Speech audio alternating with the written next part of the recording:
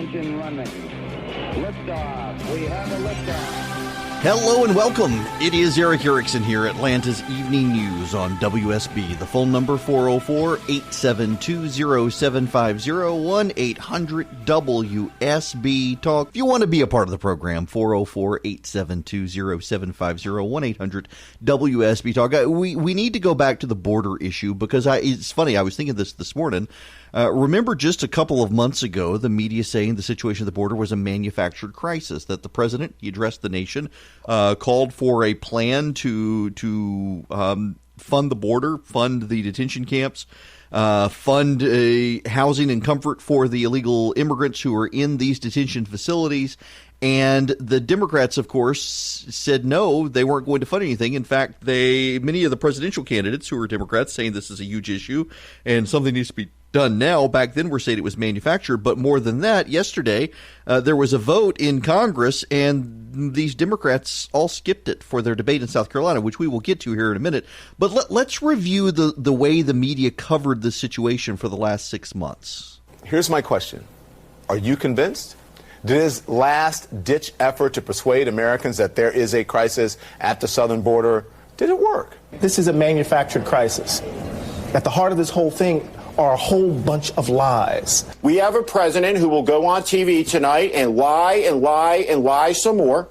This is a manufactured crisis. Wouldn't we be there because it was a crisis? They were being overrun. Yeah. You know, there's something manufactured about this. Yeah. There's no crisis. It's a manufactured crisis. This is a manufactured crisis. He's taking 800,000 federal employees hostage so he can get his vanity wall. So he's created this crisis. It's a manufactured crisis. This whole mess is manufactured. It's a manufactured crisis.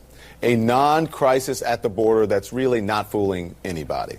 All the elected officials, including Republican colleagues, all state that this is a manufactured crisis and a crisis that manufactured by the Trump administration. This whole thing is absurd. It is a completely manufactured, appeal to the ugliest sentiments. And frankly, I wonder about our complicity in just talking about this. It's complete and utter nonsense trying to solve a problem that in fact doesn't exist because there's zero net illegal immigration coming across the southern border. He's determined to convince you there is a crisis at the border.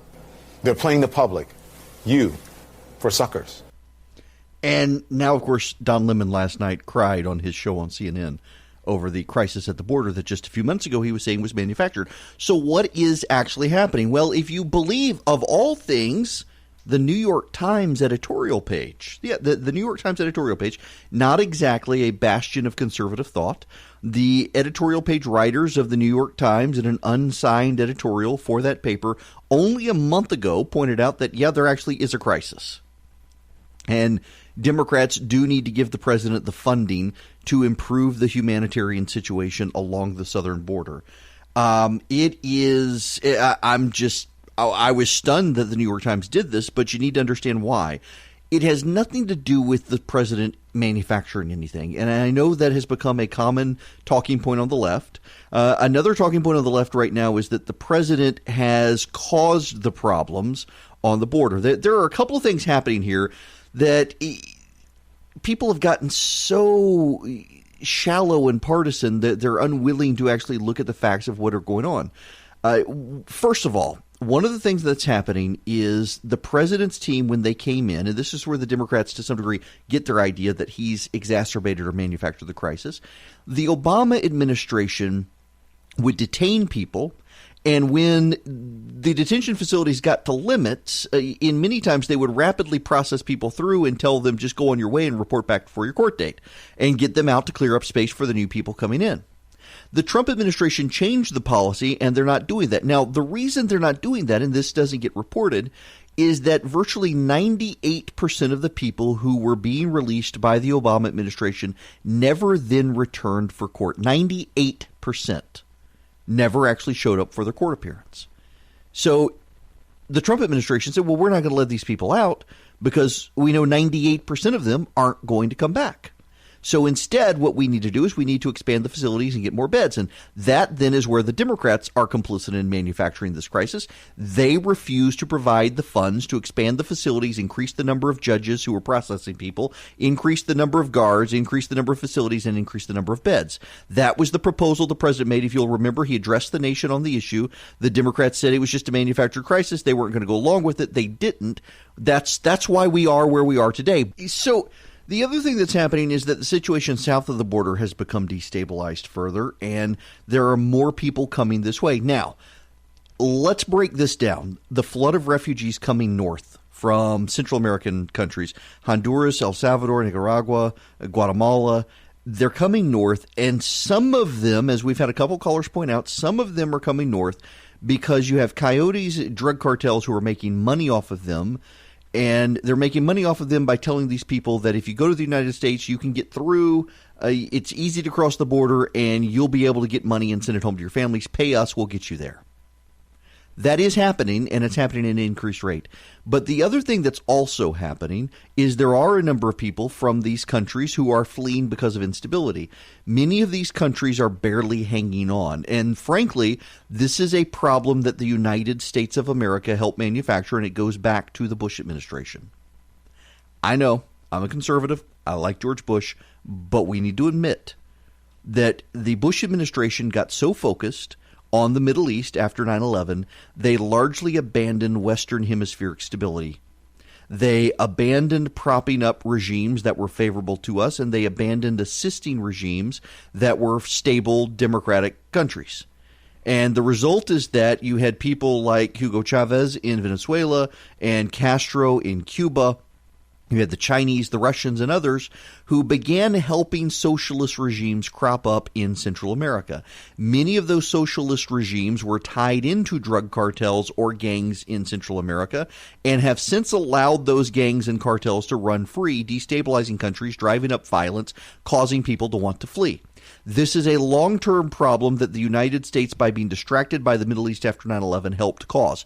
You may not like foreign aid, but it is in our national security interest to have a stable Central America with countries that love democracy, and we let that slip. And now the Trump administration, thankfully, with John Bolton, is realizing this is a problem and that the White House and the U.S. government needs to re-engage Central America and help foster some of these regimes. It's one reason the president and the vice president have been so adamant about cleaning up the situation in Venezuela with Maduro, because they see that regime using oil money to help prop up bad guys in other countries.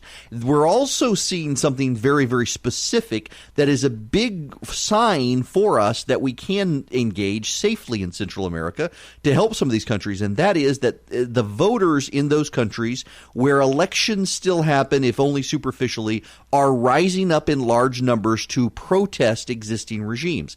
That tends to be a pro-America sign that these voters are tired of the destabilizing effects of Venezuela, Cuba, and the governments being aligned with cartels. But in the meantime, because those administrations aren't leaving, people are still fleeing those countries and they're headed north.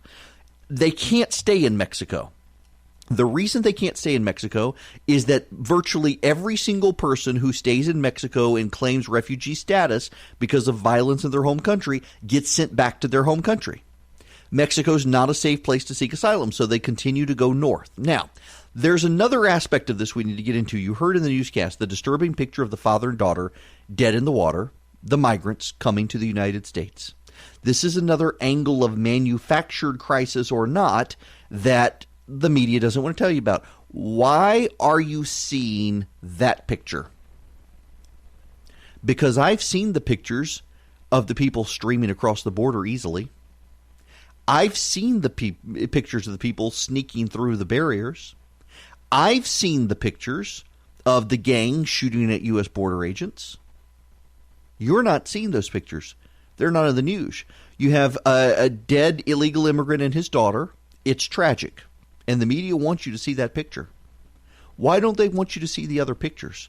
Why isn't the media? Those pictures exist. I've seen them. I've had members of Congress show them to me. I've seen certain outlets run them. Fox News has run them, but the other major outlets haven't run them. If we're going to talk about manufactured crisis, why can't we also discuss how the media is manufacturing blame in this crisis to target the Trump administration, which, by the way, doesn't have clean hands. They've done things they shouldn't do.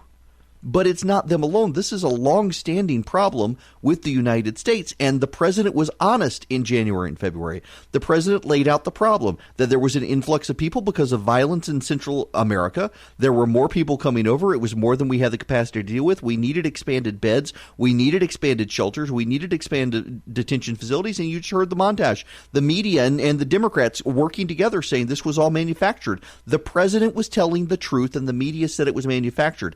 And now that the crisis is spinning out of control and the media has very graphic images to show you, now suddenly they're blaming the president, who offered up a solution back in January and February, and the media mocked him for it back then. I've been telling you guys for a while now about my Quip electric toothbrush, how much I like it. Yes, to answer your question, I actually have used it well before they started sponsoring this podcast or even my radio show.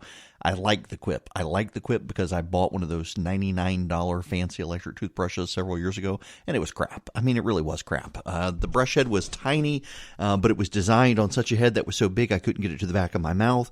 You had to take a charger with it. It was a garbage, terrible design, and to pay $99 for something like that. And the Quip's only $25, and you can tell it was designed by designers. It is that great. Well, they've now got one for kids. It is the same great 2-minute timer. It pulses every 30 seconds, so they can move around their mouth. They can brush just like a grown-up, but it's kid-size, kid-friendly, still well-designed by dentists and designers together.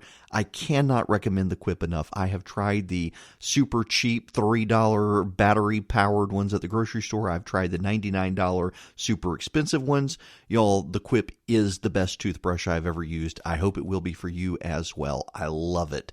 Now, it starts at $25 if you go to getquip.com/Eric right now. You'll even get your first brush head refill pack for free. What's that? Well, every 3 months you get a new brush head to keep your brush heads great. Otherwise, they're $5. But you know what? Every 3 months you get it for $5. The first one, though, you get for free. Go to getquip.com. That's getquip.com/Eric.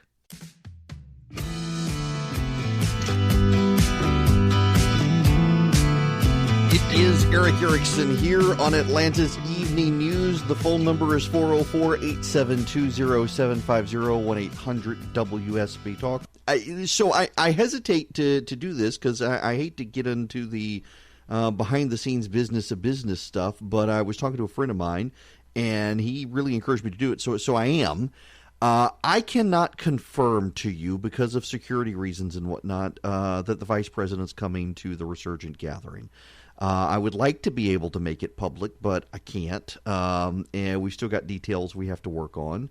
But we are going to have a very big guest who I can't tell you about at the Resurgent gathering. And we're going, as a result, have a very, very large crowd there. And frankly, we also, because of the significance of the person coming, are going to have to try to find some more sponsors for the gathering to cover some of the security costs and other things that come along. And so I was talking to this friend of mine. He said, you know, you've been helping these nonprofits every month. There might be some businesses out there that want exposure. They might want to set up booths or might want to be vendors or sponsors or whatnot. So I'm going to throw this out here to you guys. If you got a business, it's not a nonprofit, so if you donate individually, you can't get a tax deduction. But if you want to sponsor or advertise as a business, you can. Just take it as advertising.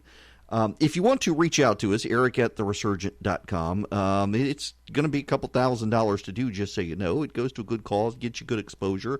We can do vendor booths and whatnot in the hallway for folks. Frankly, I now have more expenses than we anticipated, given the caliber of guests and the security requirements and everything else. But also, we are going to have some space we didn't think we would have available, but we are. So if you're a business, you want to help a good cause, you also want some exposure with a lot of people from a lot of places, let us know. You can email me, eric@theresurgent.com. And if you want to attend the gathering, I am about to, the ticket price is $99. It's about to go up to $250, and the reason is because we're about to be able to confirm publicly who our big guest is. Hint, hint, if you haven't been paying attention. And so I'm going to jack up the ticket cost. So if you want to get in on the $99 per ticket deal, text Atlanta to 345-345. And very happy to have you participate. And again, if you are a business, you want to advertise, you want a vendor booth, we can work with you on that. Frankly, I got to have some more sponsor dollars here now with all the extra costs, but also I'm happy to give businesses and nonprofits in the state exposure to a very large pool of people who are going to become CNR big speakers. And it's not just him. There'll be a lot of other great speakers as well.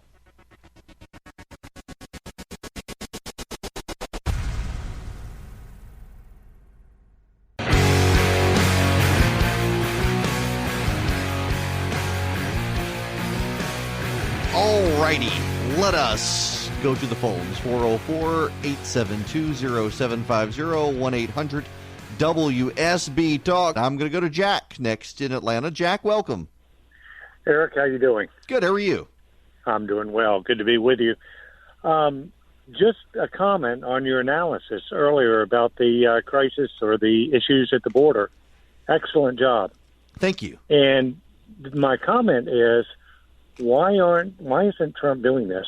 Why isn't he speaking, very clearly, very plainly about what the issue is?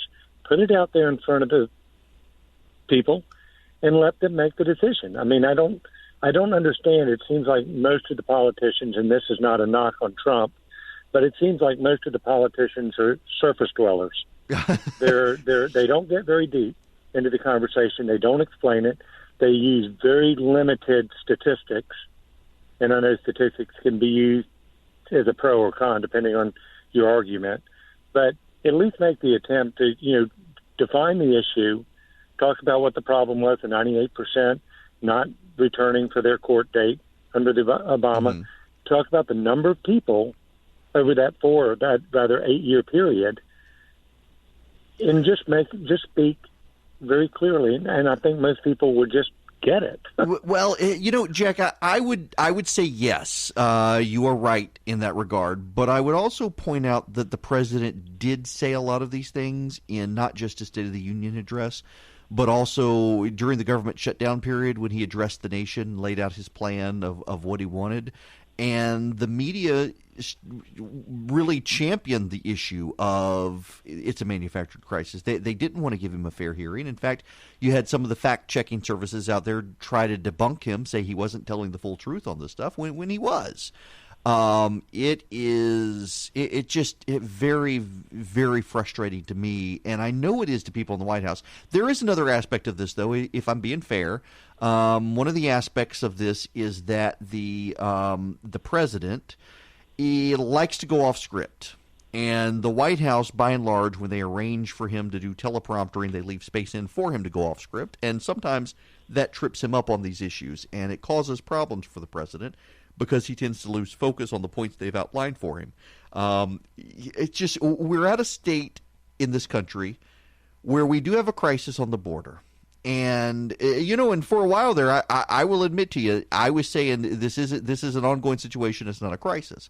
It certainly has become a crisis. And it was a crisis at the time the Democrats were saying it was a manufactured crisis. But for a while there, it wasn't. This was a manageable situation. But we are now seeing in a 1 month period, this is, Jack, to your point, this is something the president should be saying, and even the fact checkers are saying this is true. It is June 26th, 2019. We are now seeing in a month the same volume of illegal immigrant crossings that 2 years ago we were seeing in a year. Think about that.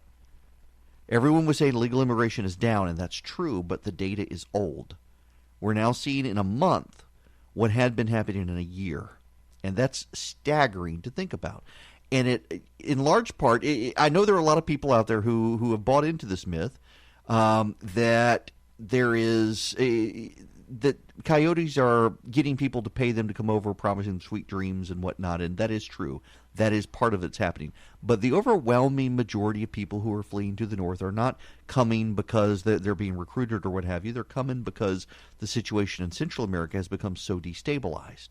And our government has started realizing that, and keep in mind that the government of the United States had cut funding and foreign aid to these Central American countries, and they're now rapidly revisiting that because they're realizing that this is causing our cutting money to these countries that was going to fight crime and corruption is now further destabilizing the area, causing even more illegal immigration. So we're having to go back and undo and redo what had been done.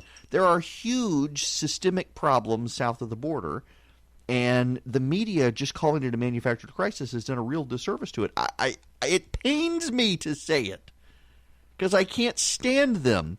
But one of the most reasonable takes on the planet was the New York Times editorial board 2 months ago. Actually ran an editorial telling Democrats, give the president what he wants. We don't like him. We think he's to blame for it, but we can't deny there's a crisis, and he does need these resources. I was stunned to see the New York Times say this, and the Democrats still holding onto the talking point of it's a manufactured crisis. Chuck Schumer, as of 23 days ago, was still saying manufactured crisis. It's just staggering, the willful denial from the Democrats. Now, let's go back to the phones. 404-872-0750, 1-800-WSB-TALK. All right, Stephen in Villarica, do I have you now? Nope. Stephen just disappeared on me. All right. John and Marietta, you're next. Welcome. Hey, Eric. I would like to disagree with you respectfully. That's all right. That the cause of the flood of immigrations that we've had this year is due to the deteriorating condition in Central America.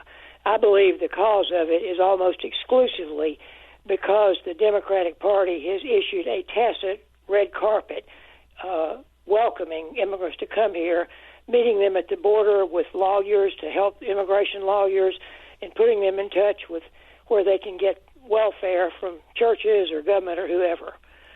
Well, John, I disagree with you a little bit in this, but I do agree with you that, yes, the Democrats are making it very easy for a lot of these people to come over. But there's a catch that I didn't get into, and it's worth bringing up. I mentioned it the other day. One of the big differences between the Obama administration and the Trump administration, as I said, is that the Obama administration was letting people go, and 98% of them aren't showing up for their court date. The Trump administration isn't letting any of the people go. And so the big catch here is that for a couple of years here, you're absolutely right, people were leaving. They weren't coming back to their court date, and they were calling home and saying, hey, guess what we did? And so other people were saying, all right, yep, we're going to do it too. So one of the very first things that the Trump administration did was say, we're not going to do this anymore. Once you go in, you're not getting out. And guess what? They can't call home and tell people now. So for the last 2 years, we haven't seen this. But you are right. For a very long time there, the Democrats were making it very easy for people not only to come here, but to call home and say, hey, come on, it's easy. Just stay in the detention camp until it fills up. Then they'll let you out. But for 2 years, that hasn't really been happening. The Trump administration, remember, they've been prosecuting a nonprofit worker for giving water to an illegal alien, trying to disincentivize it, which I've got a personal problem with it, but that's a personal problem. But they've been making it very, very difficult, and word, I think, is getting out. But we cannot forget just how destabilized the situation is in several of these countries where people are fleeing. And the Democrats really don't have anything to do with that. It's the gang violence down there has gotten crazy.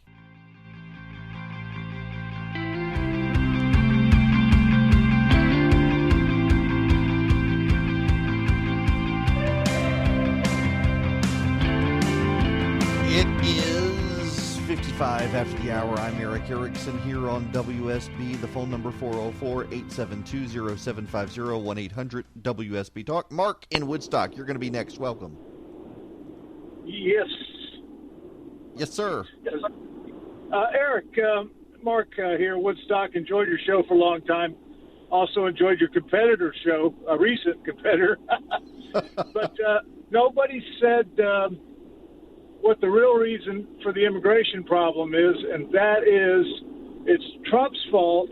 It's because he created more jobs than there are people to fill the jobs, and those people without work are just pouring up here looking for jobs, and Trump was the only one that said it. He said they're coming up for economic reasons. There are good people coming up here for a good number of people coming up here for economic reasons. Absolutely. The Democrats, by the way, they can't say that's this. That's why they're coming, Eric. So nobody says that, but it should be said more often. Well, some of them, yes, but not all of them. We can't minimize the situation in El Salvador, Honduras, Nicaragua, and Guatemala right now. There are a good number coming up here for jobs. And the Democrats can't give the president credit for that because then they would have to give him credit for the good economy. So they're stuck on that. But y'all, listen, I'm not making it up. there really are some bad situations in those countries causing people to flee. Yes, there are people coming. See, it's more complicated. It's not one or the other. It's all of the above. Yes, there are people coming because the coyotes are telling them, give us money, we can get you in. It's really easy. Yes, there are people coming because the economy there are way more jobs now than there are people to fill them, which, by the way, means we should be letting people come because there are jobs that it's not jobs Americans won't do, it's jobs Americans can't do because there aren't enough Americans to fill them. So we do have that situation. But the third reason is the destabilizing violence, corruption, crime, and gangs in Central America. All of these reasons together are causing this historic number of people coming across the border. It's not one or the other. It's all of the above. And that's the way we've got to be able to think about it to understand what's happening. And that also means that we have to have a more complex system to deal with it, because we can't just target one of these things. We got to target all of these things. And there are ways to, frankly, I think we need to bring back the migrant worker program we had until 1967, when unions decided it needed to be killed because it was taking harvest jobs from Americans. Bring it back. Let people come across the border for 6 months, work in the fields, and go home. They don't want to be American citizens. They don't want to live here. They just want to come get a job and go home. Let them do it. Provide a legal pathway. But it's a complicated issue. The president's the only one willing to look at it this multifaceted way, though the Democrats don't want to.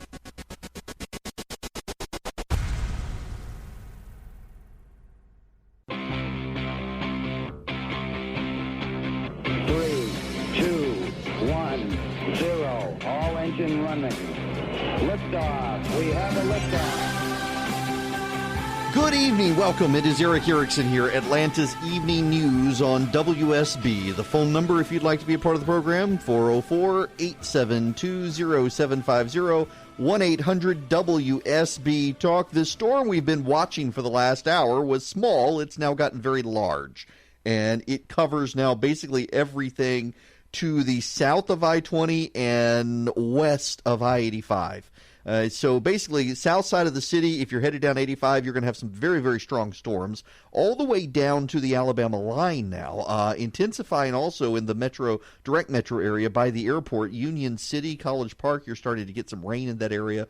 Palmetto, you've got a very strong storm bearing down on you. Noonan, you're in the thick of it, and you're going to get even more rain. Carroll County, covered in rain right now. Carrollton's starting to get out of it, but more moving in that area.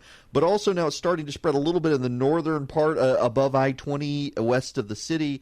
Dallas, Hiram, you may get some light sprinkles. Nothing strong north of the city, north of I-20 rather, but south side, very, very strong storms. Sonoya, Griffin, Peachtree City, you're also going to be getting some rain here. Now, somebody just sent this to me, and I got to play this for you and explain what you're hearing after I have played it for you. Let me move over the sound system so I can play this audio off my computer and have you listen to this for just a moment. You'll hear some background noise and then some music, and then I'll tell you what's going on here after this applause.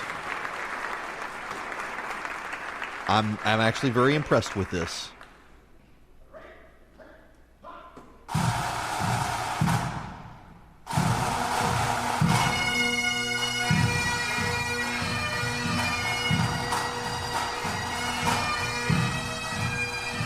So what this is video. CBS News is circulating this clip. So the Department of Justice wanted to surprise the Attorney General, William Barr.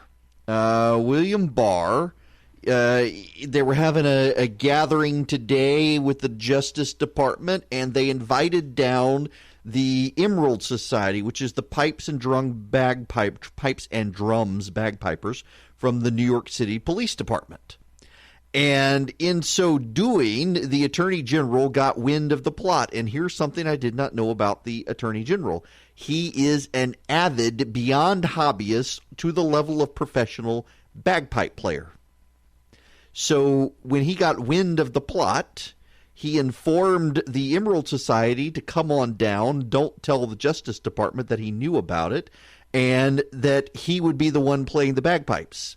So as the police officers march into the forum, he jumps up, goes behind a blue curtain, and pulls out his bagpipes. And that was William Barr, the Attorney General of the United States, on the bagpipe with the New York City Police Department's Emerald Society.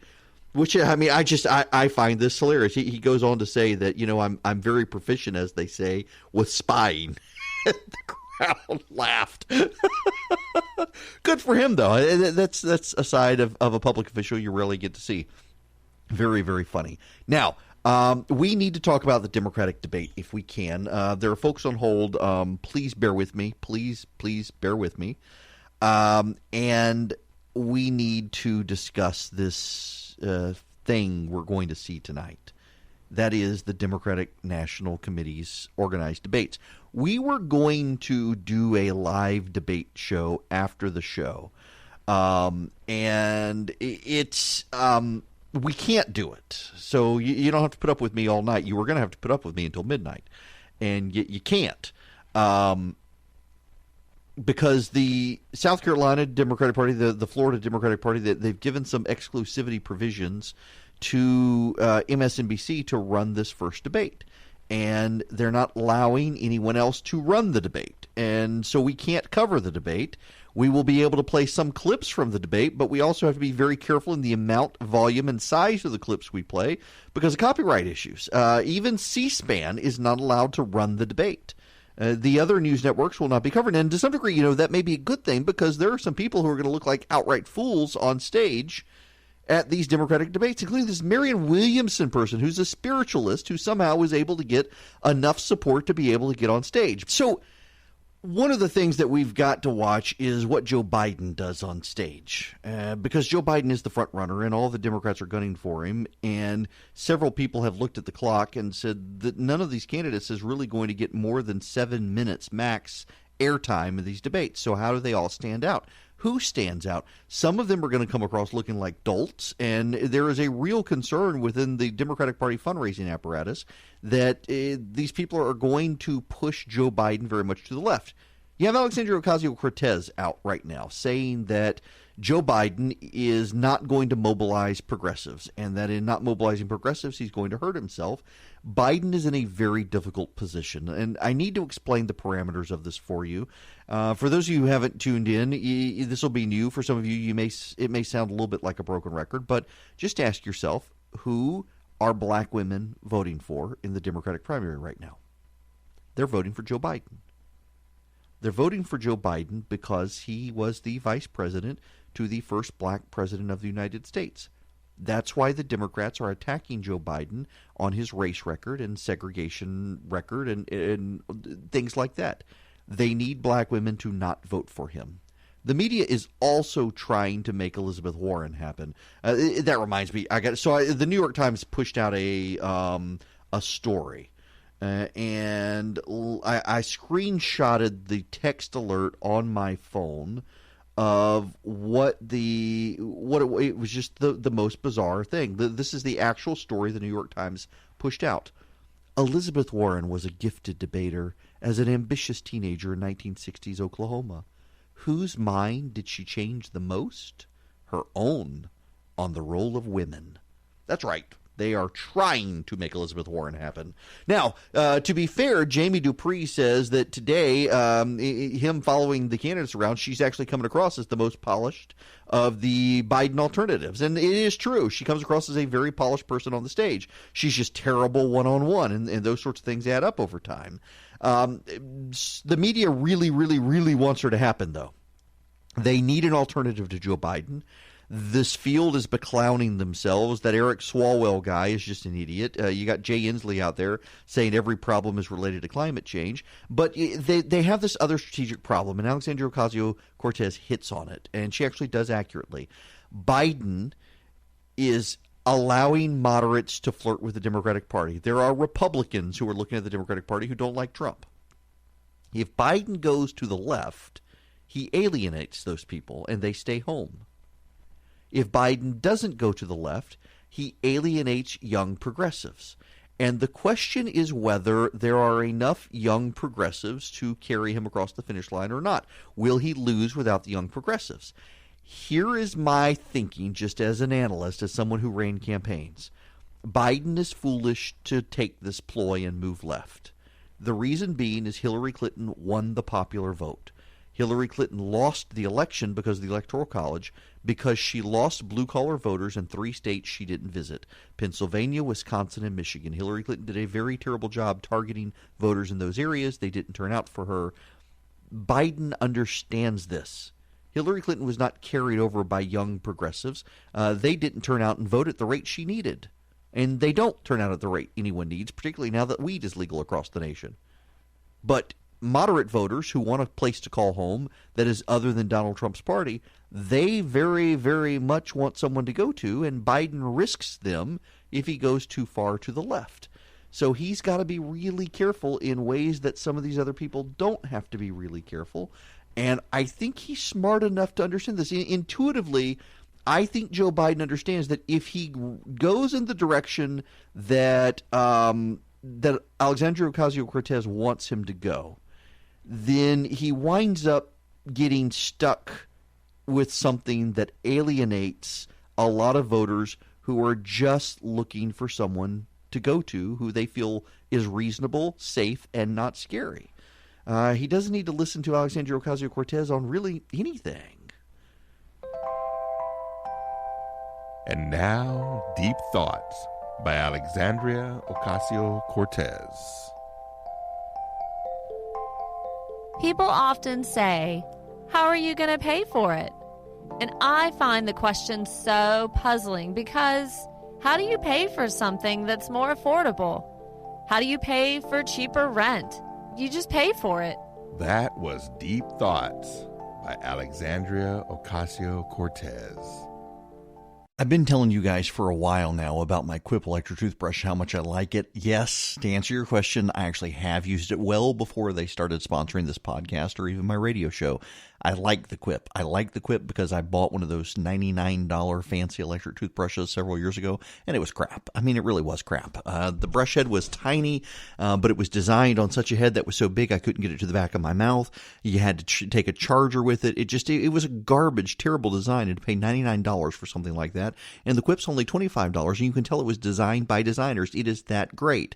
Well, they've now got one for kids. It is the same great 2-minute timer. It pulses every 30 seconds, so they can move around their mouth. They can brush just like a grown-up, but it's kid-size, kid-friendly, still well-designed by dentists and designers together. I cannot recommend the Quip enough. I have tried the super cheap $3 battery-powered ones at the grocery store. I've tried the $99 super expensive ones. Y'all, the Quip is the best toothbrush I've ever used. I hope it will be for you as well. I love it. Now, it starts at $25 if you go to getquip.com/Eric right now. You'll even get your first brush head refill pack for free. What's that? Well, every 3 months you get a new brush head to keep your brush heads great. Otherwise, they're $5. But you know what? Every 3 months you get it for $5. The first one, though, you get for free. Go to getquip.com. That's getquip.com/Eric.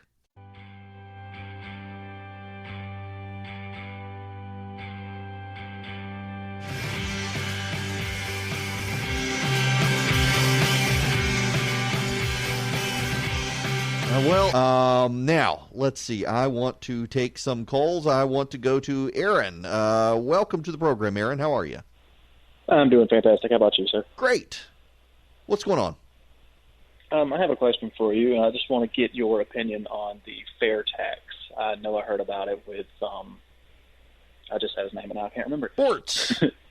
Yes. Neil and Herman both like the fair tax. So I'll tell you, I think that the fervor without Bortz around and John Linder around in the Congress, the fervor for the fair tax has largely died down across the nation. There used to be a lot of support for it, but I think what people realized is that Congress isn't, even when Republicans were in charge of everything, they weren't doing anything with it, and there was never really a desire to get rid of the income tax. And people did not want to have the income tax and have the fair tax on top of it, and so Republicans never advanced it. Democrats won't advance it. I kind of think it's dead. One reason I don't talk about it. I never, frankly, saw it as something that Republicans in Congress would gravitate towards because they didn't want a national sales tax, which essentially they viewed it as.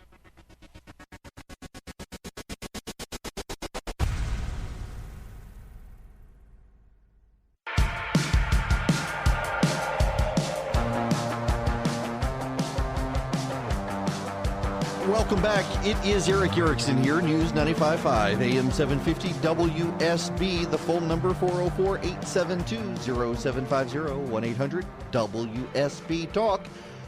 So we are a week away from Independence Day. And every year around this time, we talk about American history and talking to your kids about American history. And I thought, you know what, why not bring out Amelia Hamilton, a friend of mine who actually makes a habit of talking about American history and knows what she's talking about. Welcome to the program. Hey, Eric. So how, if you wanted to teach American kids about American history these days, because for some reason, some people have decided to make it really controversial, which is just weird. But Sure. They are. And what's your advice for parents out there with kids wanting to get them to explore this history? Sure. Well, I think the number one thing is make it fun. There are so many fun stories out there about people who fought for our freedom, who made this country what it is today. And I think that you can share those stories. For me, my parents took me to Colonial Williamsburg a million times. And, in a lot of places in this country, there are fun places to visit. There are fun books to read. I wrote a couple of them. But there are a lot out there. And you can share those with your kids, get them excited when they're young, and let them know that this wasn't just something that happened out of the blue. Well, let's talk about your books. What are some of the books that you would recommend that you've done, or others even, that are great starting points for families? Sure. Well, my two books are the Growing Patriot books. The first one is a counting book, so it goes from One Nation Under God through 10 amendments in the Bill of Rights. And the second one is called 10 Steps to Freedom, and that's just what it sounds like. It's the 10 steps that took us from being a colony to our own country. And so they're for pretty little kids around 5. Then I've got a podcast for kids who are a little bit older, more like in the 7 to 10 range. And we've just been going through how the different colonies came to be, what they meant, what they stood for, what life was like in the 18th century. And right now we're just getting into the causes of the revolution. So it's been fun to share those stories.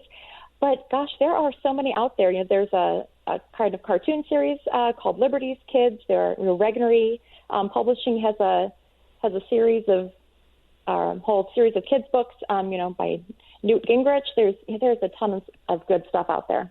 Well, and while we're talking, for those of you who want to go to my Twitter feed at EW Erickson, you'll be able to see links into Amelia's own Twitter feed and also some of the books out there that she and others have written on this.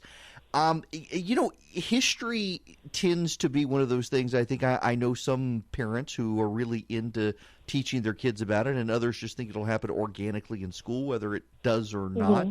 It being in the South, not so much anymore. Yeah, exactly. It's one of the frustrating things. I was just about to say in the South, we've got all these battlefields from the Civil War. We don't have a ton from the Revolutionary War, but this is why road trips are fun. Yeah. Yeah, I grew up in Michigan. We sure didn't have them, but my parents loaded the 3 kids into the car and took us to Williamsburg all the time. But yeah, it's like you said, it's really not happening organically in school anymore like it used to. I'm just in my 30s, but even from when I was little, I am continually amazed when I hear from parents that these books that I've written to kind of give kids a really simple start. I hear from parents all the time that they haven't even heard this stuff yet. Wow. And it's amazing to me. All right. Let's say you are a new parent, and so you got a ways to go. Your kids aren't at the point yet where you want to pay attention. Honestly, this is because I had this conversation at lunch today, and your name came up. So when you got a new parent out there, and they're trying to get ready, what are resources? And really, this is more general, I guess. Where should people start going when they want the knowledge? So that they can get ready for when they have kids to share that knowledge? Gosh, I think just a lot of the stuff is pretty basic. Do you know what's in our founding documents? Kind of stuff. Just kind of get to know America. Get to know what it's about. Like I said, visit some historical sites. Try to find out what's truth and what's fiction, and. What to me the most important thing to focus on is that this great experiment wasn't something that just happened. Someone had to fight for this, and we have to keep, paying attention to that and keep nurturing that. So the more you can learn from from anywhere that's telling you the truth is, that's something good to know. And I think it's that fire to keep learning that is really the most important thing that you can pass on to your kids. That is definitely true. All right, one more time. The podcast, the website, where can everybody find you? Yep, you can find everything at growingpatriots.com. Great. Amelia Hamilton, thanks so much for stopping by. Thank you. Absolutely. Amelia Hamilton, known her for a while, and it's nice to see somebody getting into this topic, particularly this time of year, because this is not something a lot of people think about until Independence Day hits, and then you're like, oh gosh, what do I tell my kids? How do I explain it? Let me recommend a couple of resources for you as well. One, of course, Rush Limbaugh has a series of books out there that are actually really good, kid-friendly books that help delve into the history of the country. Highly recommend Rush's books. Also, the David McCullough's books, the John Adams book in particular, is one of my dear favorites. I described finishing that book as having been losing a friend or severing ties with a friend. I was reading that book when Christy and I got married. She was in the hospital, had a mastectomy right after we got married, and I read that book over a couple-day period in the hospital, and I was just sad when that book was concluded. It was such a good book. I've gone back to it before, or gone back to it subsequently. It was good. So here is another book. Dick Cheney actually recommended this one to me, and it's not independence. It's not the Revolutionary War. It's the Civil War, but it is 1864. The name of the book is 1864. Dick Cheney recommended it to me. I asked him a question once. I had dinner at his house in Washington when he was the vice president, and asked him, did he believe that God played a steering hand in this nation? And he said he had just finished this book, 1864, and you read this book, and you see how just providentially things had to fall into place. He said, I'm not going to say that God is singling out the United States, but he believes God plays a role in history, obviously, and you can certainly see him aligning things just by reading this book. And it's not intentional. It's very subtle. It's not something the author wanted to dwell on, but the name of the book, 1864, and then the John Adams book, Rush Limbaugh's books as well. You can also go to growingpatriots.com, Amelia's website. We've got to share this history with kids. One last one before I go to commercial break. I know I'm running long here. My favorite book from history is The Ideological Origins of the American Revolution. It's a mouthful. The Ideological Origins of the American Revolution, Bernard Bailyn. It was actually a groundbreaking history book written by Bernard Bailyn, who is a very famous history professor, who was really tired with the prevailing wisdom of the hippie class, that the American Revolution was some sort of economic struggle. He went back and actually did the amazing thing of finding the papers, the diaries, the letters of the average Joe who was involved in the struggle for independence. He looked at the leaders' documents. He looked at the documents of the man on the street. And turns out all these people, they really believed everything they said. They actually genuinely believed what they were talking about, liberty and independence and the right of men to control their own destiny over the right of kings. And it was a fascinating book because he showed that contrary to the prevailing norms in the 50s and 60s in American education, that the independent struggle was about economics of the upper middle class. It turns out, no, these people really believed all that stuff about independence and the right of self-determination. The Ideological Origins of the American Revolution.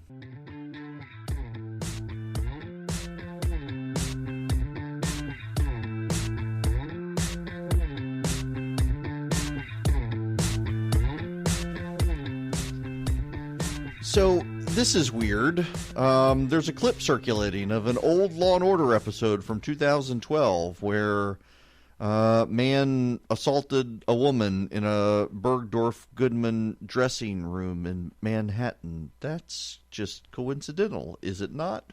Kind of makes you wonder.